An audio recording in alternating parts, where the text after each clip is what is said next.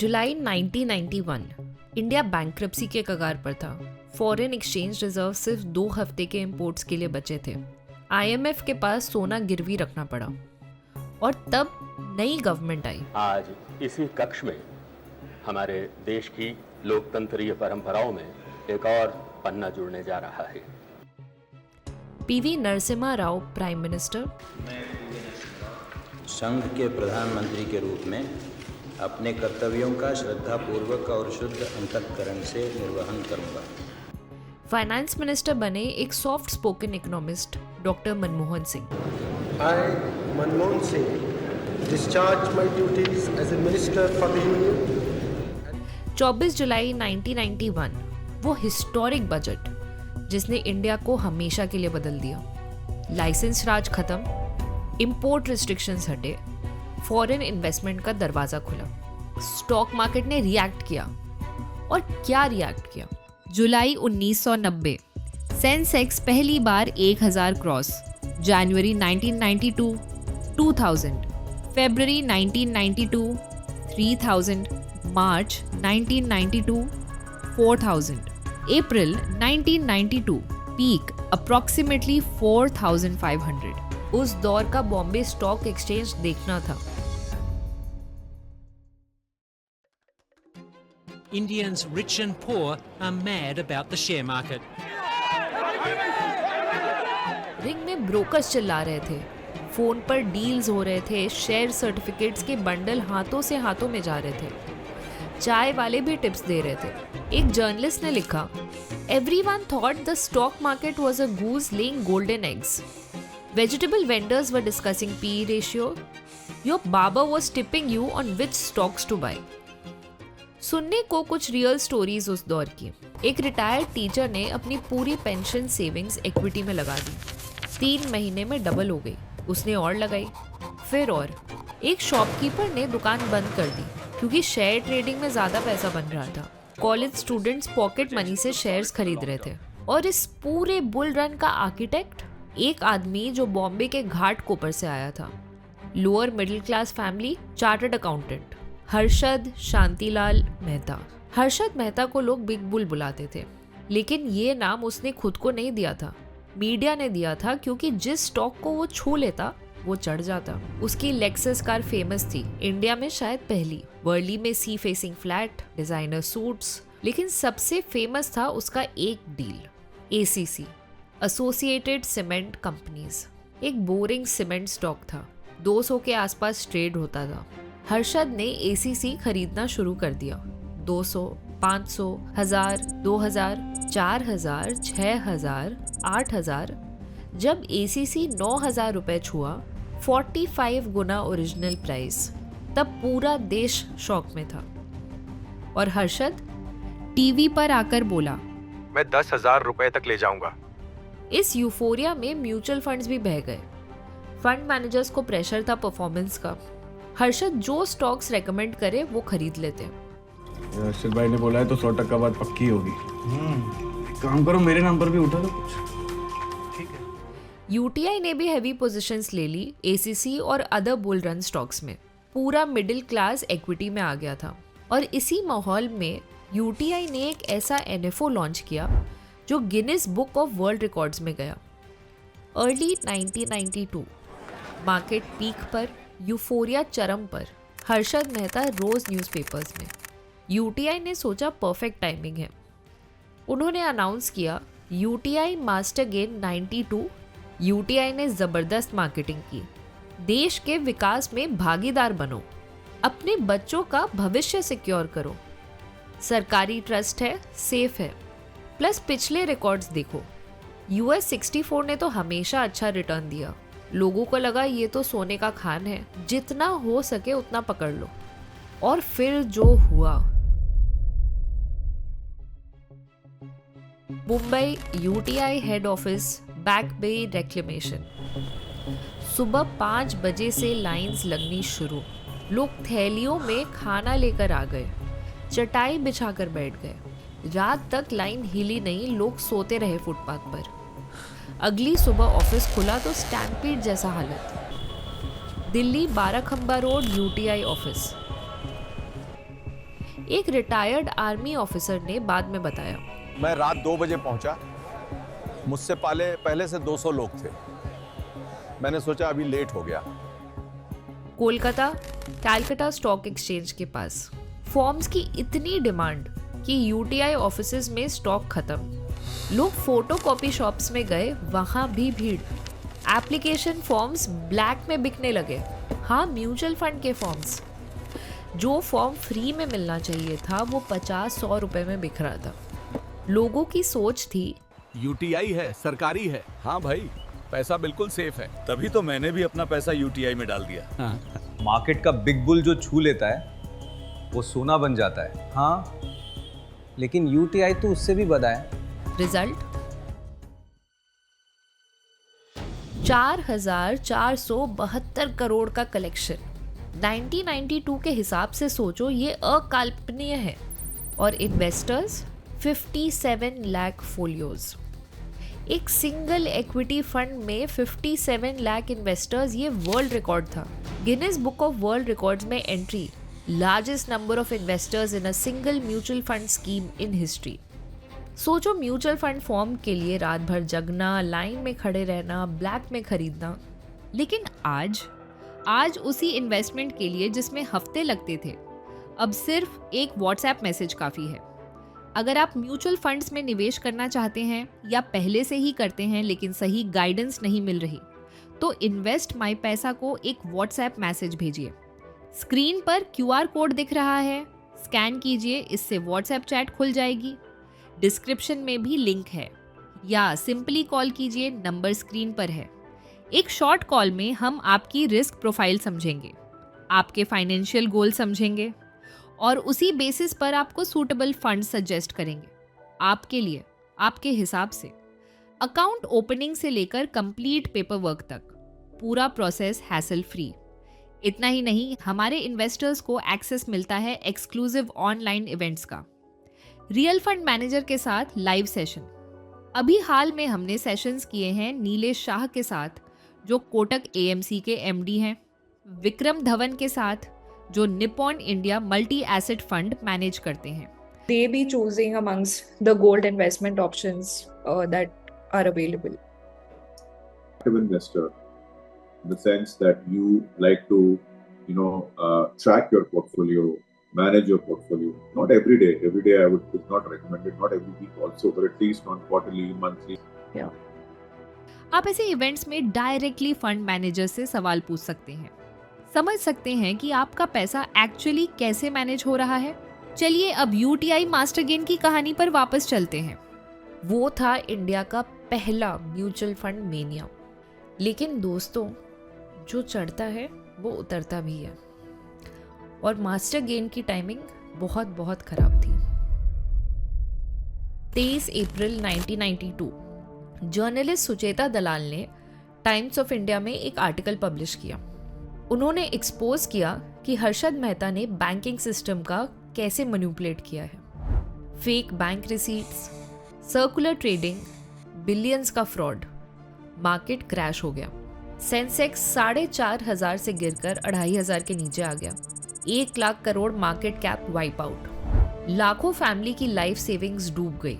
अगस्त 1997 में जाकर सेंसेक्स अप्रैल 1992 वाले लेवल पर वापस आया। याद है, मैंने MG फेरवानी का जिक्र किया था। फेरवानी साहब का नाम भी हर्षद मेहता से लिंक हो गया। कहा जाता था कि वो हर्षद के मेंटर थे। जब NHB का 1000 करोड़ का एक्सपोजर सामने आया, फेरवानी को रिजाइन करना पड़ा, और रिजाइन करने के सिर्फ 12 दिन बाद 21 मई 1992 को मनोहर फेरवानी की कार्डियक अरेस्ट से मौत हो गई। ये था ह्यूमन कॉस्ट उस स्कैम का। मास्टर गेन 92 के वो 57 लाख इन्वेस्टर्स, उन्हें शुरुआत में भारी नुकसान झेलना पड़ा। जिस स्कीम के लिए रात भर लाइन में खड़े रहे, वो NAV इशू प्राइस से नीचे चली गई। लेकिन इंटरेस्टिंग बात यह है, लॉन्ग टर्म में मास्टर गेन ने एक्चुअली अच्छा परफॉर्म किया। आज भी वो फंड एग्जिस्ट करता है। अब UTI मास्टर शेयर का हिस्सा है। 1993 हर्षद मेहता का स्कैम का धुआं भी सेटल हो रहा था, लेकिन लिबरलाइजेशन रुका नहीं था। चेन्नई 1993 दो चाइल्डहुड फ्रेंड्स थे, विवेक रेड्डी और श्याम कोठारी। विवेक अभी अभी यूएसए लौटा था, सिर्फ 30 साल का। श्याम की फैमिली का इन्वेस्टमेंट ट्रस्ट ऑफ इंडिया था। दोनों का सपना था इंडिया में एक प्रोफेशनल मॉडर्न म्यूचुअल फंड लाना।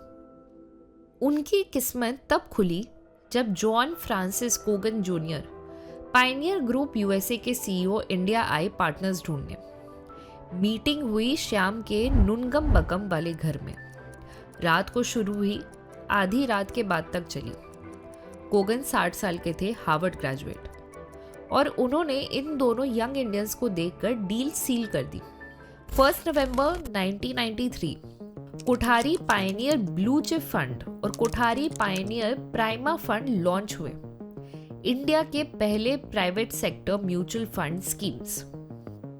और इन्होंने इंडस्ट्री को कैसे रेवोल्यूशनाइज किया।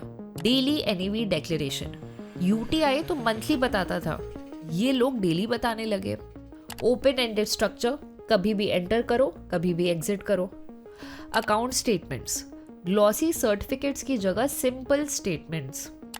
3 डे रिडेम्पशन प्रॉमिस, ये उस जमाने में अनहर्ड था। और सबसे important, SIP systematic investment plan. हाँ, वो SIP जो आज हर इंडियन इन्वेस्टर करता है, वो विवेक रेड्डी की इन्वेंशन थी। कोठारी पायनियर ने ही सबसे पहले SIP का कॉन्सेप्ट इंडिया में इंट्रोड्यूस किया। उनकी मार्केटिंग भी बोल्ड थी। प्राइमा प्लस फंड का टैगलाइन था, if making money is sin, welcome to hell. Distributors आज भी याद करते हैं। और लेगेसी, 10,000 रुपये जो नवंबर 1993 में Kothari Pioneer Blue Chip fund में लगाया होता, आज वो 11 लाख से ऊपर है। फंड आज भी चल रहा है, अब फ्रैंकलिन इंडिया ब्लू चिप के नाम से। लेकिन हर प्राइवेट प्लेयर इतना सक्सेसफुल नहीं था।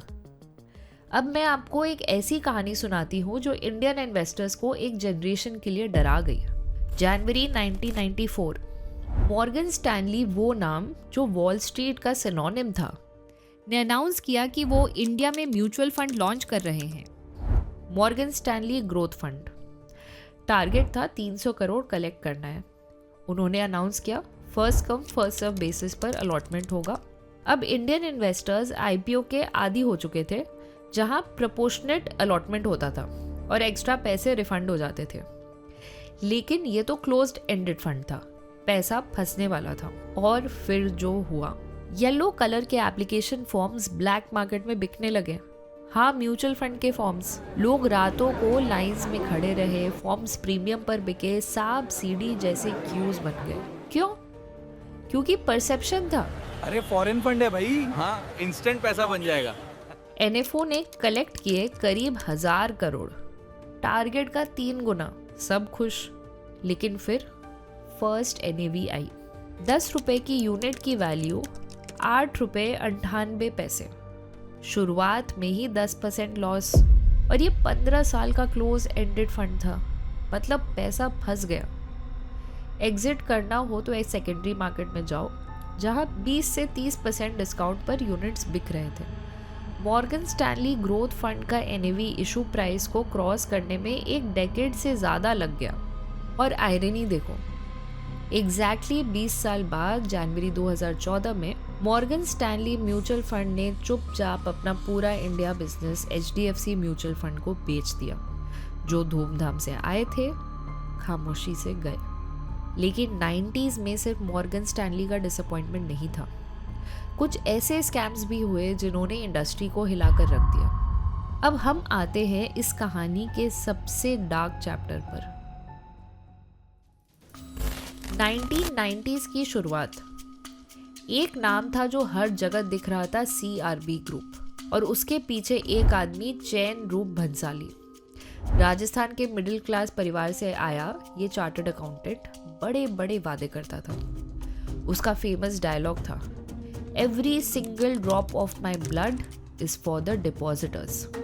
कितना टचिंग है ना। CRB ग्रुप की एम्पायर कुछ ऐसी थी। 133 डमी कंपनीज, पैसे इधर उधर करने के लिए। सर्कुलर इन्वेस्टमेंट्स, एक कंपनी से दूसरी कंपनी में। 7 से 10% अपफ्रंट कैश इंसेंटिव्स इन्वेस्टर्स को लुभाने के लिए, फेक AAA रेटिंग्स केयर से, और तो और 1800 फेक डिविडेंड वारंट्स छापे SBI को ठगने के लिए। अगस्त 1994 में CRB म्यूचुअल फंड का अरिहंत मंगल स्कीम आया। 230 करोड़ कलेक्ट किए। टोटल अक्रॉस CRB एंटिटीज 900 रुपए से 1200 करोड़। मई 1997 ताश का महल गिर गया। RBI ने 72 घंटा का अल्टीमेटम दिया। चैन रूप बंसाली अपने परिवार के साथ हांगकांग भाग गया। CBI ने वहां से पकड़ा, एयर इंडिया की फ्लाइट से वापस लाया, और वो अरिहंत मंगल के इन्वेस्टर्स 20 साल इंतज़ार किया। 20 साल। 2015 में फाइनली उन्हें पैसा मिला, 10 रुपए की यूनिट पर 6.5 रुपए। 20 साल बाद भी 35% का नुकसान। अब आते हैं दूसरे बड़े स्कैम पर। 1998 से 2000 का दौर। .com बूम चल रहा था ग्लोबली। इंडिया में भी IT और मीडिया स्टॉक्स आसमान छू रहे थे, और इस बूम के पीछे था एक आदमी जो हर्षद मेहता का शागिर्द था, केतन पारेख। हर्षद मेहता फ्लैशी था, मीडिया को प्यारा था। Ketan Parekh low profile, soft spoken, serious, लेकिन मेथड्स वही थे, टारगेट्स डिफरेंट थे।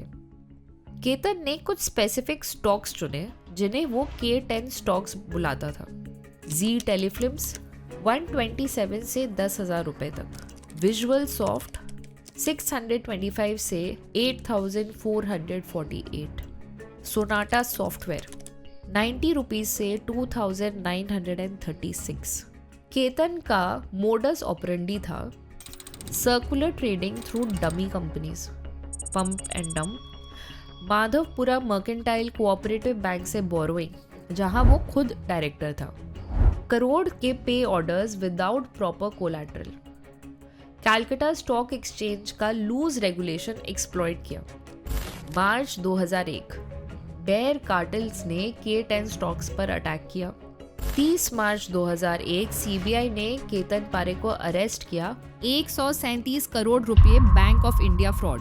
उसका इम्पैक्ट क्या था? K10 स्टॉक 67% क्रैश, जबकि सेंसेक्स सिर्फ 23% गिरा है। 70 Calcutta stock exchange brokers default कर गए। बदला सिस्टम हमेशा के लिए बैन हो गया। Estimated fraud 40,000 crore. और म्यूचुअल फंड्स, UTI और कई अन्य फंड्स ने रिटर्न चेस करते हुए K10 स्टॉक्स में हेविली इन्वेस्ट किया था। जब क्रैश आया उनके NAVs भी धड़ाम से गिरे। और ये डायरेक्टली कनेक्ट होता है अगले और सबसे बड़े स्कैंडल से।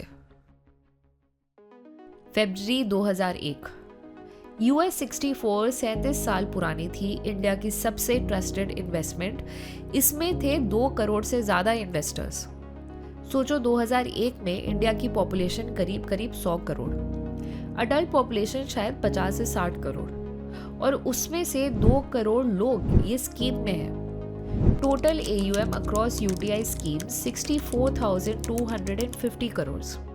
UTI की मौत अचानक हुई थी, लेकिन यह स्कैम सालों से पर्दे के पीछे पनप रहा था। चलिए एक नजर डालते हैं और देखते हैं कि यह सब कहां से शुरू हुआ। 1992 पहला जहर। हर्षद मेहता बुल रन में UTI ने भारी पोजीशंस ली इन्फ्लेटेड स्टॉक्स में। जब स्कैम एक्सपोज हुआ, मार्केट क्रैश हुआ, UTI का पोर्टफोलियो भी क्रैश हुआ, लेकिन UTI ने NAV कभी डिस्क्लोज नहीं की, तो किसी को पता ही नहीं चला कि कितना नुकसान हुआ। 1993 से 1998 पोर्टफोलियो अंडर वाटर था। एक्चुअल इनकम 10% से कम थी, लेकिन UTI ने डिविडेंड्स दिए 20%, 25%, 26% तक। पैसा कहां से आया? इन्वेस्टर्स के अपने प्रिंसिपल से। मतलब UTI लोगों को उनका अपना पैसा वापस दे रहा था और बोल रहा था कि ये डिविडेंड है, और लोग खुश, क्योंकि NAV तो डिस्क्लोज होती नहीं थी। नॉट अवेलेबल वैल्यू, याद है? सितंबर 1998 पहली दरार। UTI चेयरमैन PS सुब्रमण्यम ने पहली बार पब्लिकली एडमिट किया, रिजर्व्स नेगेटिव 1098 करोड़ रुपए हो गए हैं। एक दिन में सेंसेक्स 224 पॉइंट्स गिरा। इन्वेस्टर्स ने 580 करोड़ रुपए निकाले। पैनिक फैला। 1999 गवर्नमेंट ने 3,300 करोड़ रुपए डाले यूटीआई बचाने के लिए। मीडिया में बोला गया सिचुएशन अंडर कंट्रोल है, लेकिन कुछ कंट्रोल नहीं था। पैसा आया, ड्रेन हो गया, प्रॉब्लम्स जस की तस। डिविडेंड्स फिर भी ऊंचे दिए, पॉलिटिकल प्रेशर से फिर भी क्वेश्चनेबल स्टॉक्स में इन्वेस्ट किया। 1999 से 2000 आखिरी गैम्बल .com बूम चल रहा था। यूटीआई ने K10 स्टॉक्स में हैवी पोजीशंस ली, जी, HFCL, DSQ सॉफ्टवेयर। सोचो, एक गवर्नमेंट ट्रस्ट जिसमें 2 करोड़ भारतीयों की रिटायरमेंट सेविंग्स हैं, वो एक मैनिपुलेटर के फेवरेट स्टॉक्स में पैसा लगा रहा है। मार्च 2001 केतन पारेख स्कैम एक्सपोज हुआ। K10 स्टॉक 67% क्रैश हुए और यूटीआई जिसने इन्हीं स्टॉक्स में करोड़ों लगाए थे, बस कहानी खत्म। 10 साल की गलतियां, छुपाई गई NAV, large dividends, political interference और केतन पारेख, ये सब मिलकर US 64 को तबाह कर गए। अप्रैल मई 2001 में कॉर्पोरेट्स को पता चलने लगा कि यूटीआई की हालत खराब है और यहाँ से शुरू होती है सबसे दिल दहलाने वाली बात। अप्रैल से जून 2001 के बीच में 4,141 करोड़ रिडीम हुए। इसमें से 4,000 करोड़ 97% कॉर्पोरेट इन्वेस्टमेंट्स थे। कॉर्पोरेट्स को पता था, उन्हें किसी ने टिप ऑफ किया था। वो 14 रुपये 20 पैसे पर यूनिट पर निकल गए और छोटे इन्वेस्टर्स वो अंधेरे में थे, उन्हें कोई नहीं बता रहा था। वो रिटायर्ड टीचर जो हर महीने डिविडेंड का इंतजार कर रहा था, उसे कुछ नहीं पता था। वो विडो जिसने पूरी उम्र की सेविंग्स लगाई थी, उसे कोई वार्निंग नहीं मिली। 2 जुलाई 2001 सोमवार का दिन यूटीआई की इमरजेंसी मीटिंग हुई। शाम को अनाउंसमेंट आई, US 64 में सारी खरीद फरोख्त तत्काल प्रभाव से फ्रीज की जाती है। 2 करोड़ से ज्यादा इन्वेस्टर्स रातों रात लॉक इन हो गए बिना किसी वार्निंग के। सोचो, वो आदमी जिसे नेक्स्ट वीक बेटी की शादी के लिए पैसा निकालना था, वो बुजुर्ग जिसे मेडिकल इमरजेंसी के लिए कैश चाहिए था, वो फैमिली जिसने घर का डाउन पेमेंट US 64 से निकालने का प्लान किया था, सबके पैसे फंस गए। न्यूज चैनल पर ब्रेकिंग न्यूज, न्यूज़पेपर में फ्रंट पेज, पार्लियामेंट में हंगामा, ऑपोजिशन ने सरकार को घेरा। यूथ कांग्रेस ने यूटीआई ऑफिस के बाहर मैसिव प्रोटेस्ट किया, स्लोगन, पोस्टर्स, एंगर। एक प्रोटेस्टर ने कहा था, मेरे पिता ने 30 साल US 64 में जमा किया, उनकी पूरी पेंशन वहाँ है, अब कोई बताए हम क्या करें। दिसंबर 2001 में फाइनली NAV डिक्लेयर हुई, 5 रुपए 94 पर यूनिट। जो कॉर्पोरेट्स अप्रैल जून में निकले थे, उन्हें मिला 14 रुपीज 20 पैसा। जो छोटे इन्वेस्टर्स फंस रहे थे, उनकी वैल्यू 5 रुपीज 94 पैसा। सेम इन्वेस्टमेंट, डिफरेंट एग्जिट, 60% का फर्क। ये था असली बिट्रियल। ऑपोजिशन ने इसे बुलाया A merciless loot of the Indian people. This is the worst type of crony capitalism. ये सीधा सीधा मिडिल क्लास की गाढ़ी कमाई का शोषण है, हम इसका विरोध करेंगे। ज्वाइंट पार्लियामेंट्री कमेटी बनी जांच के लिए। तारापुर कमेटी की रिपोर्ट आई जिसने यूटीआई मैनेजमेंट की गड़बड़ियां एक्सपोज की। पता चला बड़े इंडस्ट्रियलिस्ट और ब्रोकर्स के साथ मिलीभगत चल रही थी। Political interference in investment decisions, complete lack of transparency, government failure at every level. सरकार को फाइनली 14,561 करोड़ का बेल आउट देना पड़ा। टैक्स पेयर्स का पैसा, पब्लिक मनी। फरवरी 2003 यूटीआई एक्ट 1963 को रिपील कर दिया गया। 40 साल पुराना एक्ट जिसने यूटीआई बनाया था, खत्म। यूटीआई को 2 हिस्सों में तोड़ा गया। SWTI specified undertaking of UTI, toxic legacy संभालने के लिए गवर्नमेंट कंट्रोल में। UTI mutual fund, SEBI regulated, sponsored by SBI, LIC, PNB, BOB, एक फ्रेश स्टार्ट। और सबसे बड़ी आयरनी, SWTI के पास कुछ वैल्यूएबल होल्डिंग्स थी, ITC, एक्सिस बैंक, L&T के शेयर्स।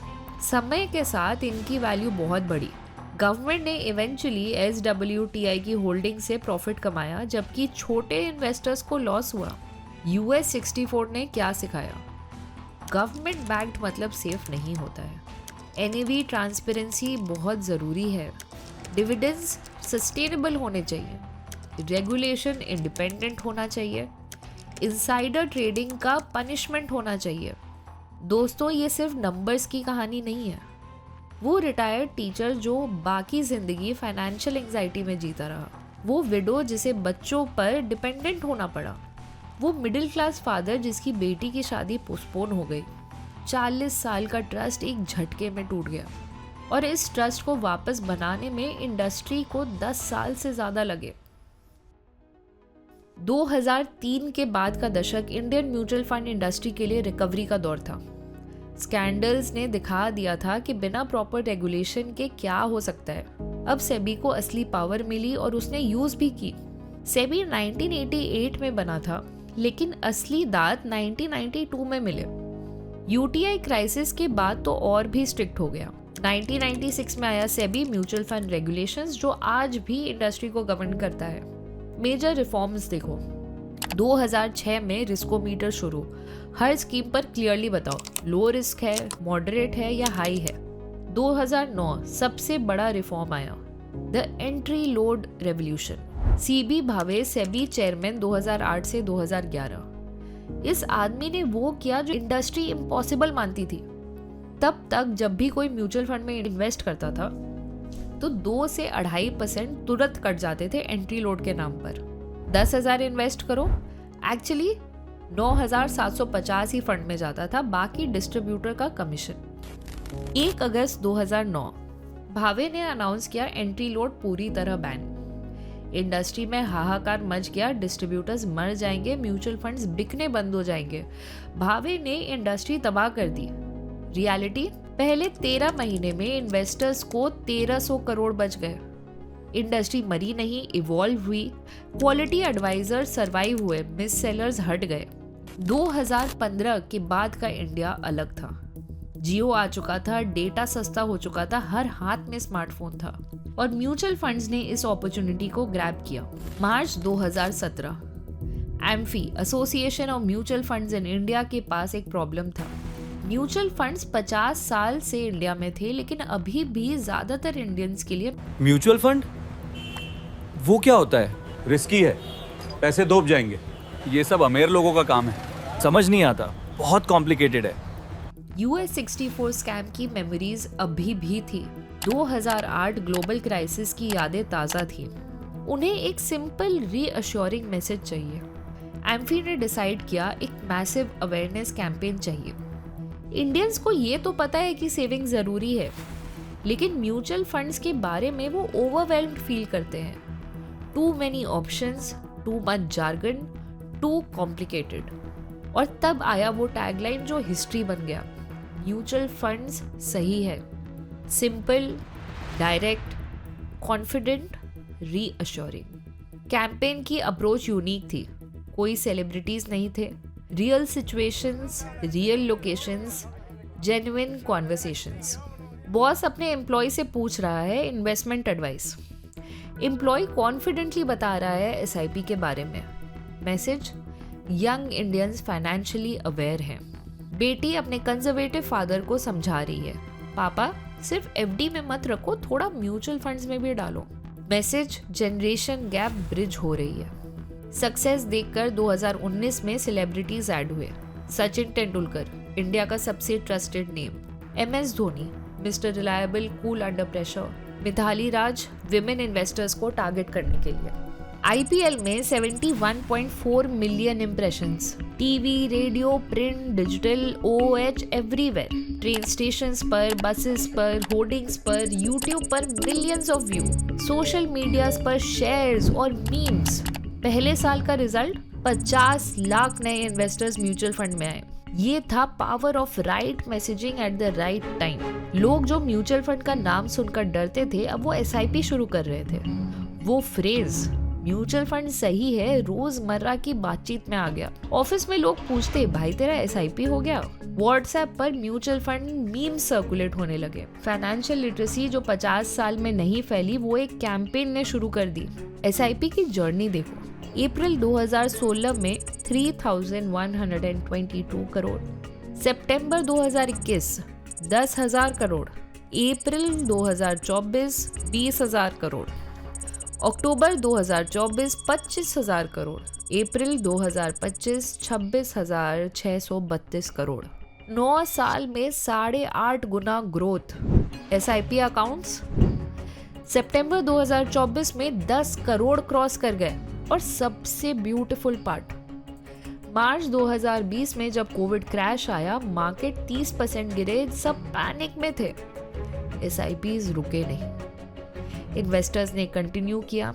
रूपी कॉस्ट एवरेजिंग का लेसन फाइनली समझ आ गया था। अगर आपको ये वीडियो पसंद आया तो लाइक और सब्सक्राइब बटन दबाएं। वीडियो को अपने दोस्तों के साथ शेयर करें और देखते रहें इन्वेस्ट माई पैसा।